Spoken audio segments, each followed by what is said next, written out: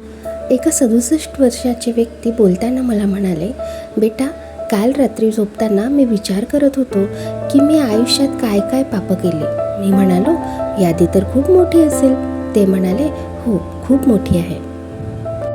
ते सांगत होते की माझ्या जवानीच्या दिवसात मी शिकारीचा शौकीन होतो.